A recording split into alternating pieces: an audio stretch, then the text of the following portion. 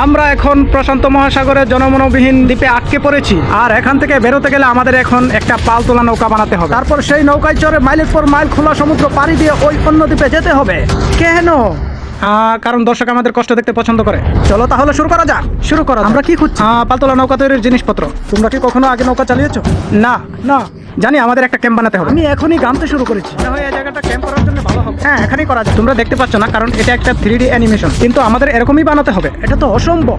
মানে এটা না বানাতে পারলে আমরা এখানেই আটকে থাকবো। আমার মনে হয় তুমি সত্যি পাগল হয়ে গেছো। নৌকাটা বানানোর আগে আমাদের কিছু সরঞ্জাম জোগাড় করতে হবে এবং একটি শেল্টার বানাতে হবে, যাতে এই দ্বীপে ফেসে যাবার আগেই আমরা এই দ্বীপ থেকে বেরোতে পারি। আমরা এই চ্যালেঞ্জটা করছি কারণ আমি সবসময় ভাবতাম, যদি আমি আর আমার বন্ধুরা কোনো দ্বীপে আটকে পড়ি, আমরা কি পালাতে পারবো? হ্যাঁ, সবারই এটা একবার ভেবে দেখা উচিত। আর তাই আমরা এই দ্বীপে থেকে বুড়ো হতে চাই না। আমাদের ক্যাম্প তৈরির কাজ বেশ ভালোই চলছে।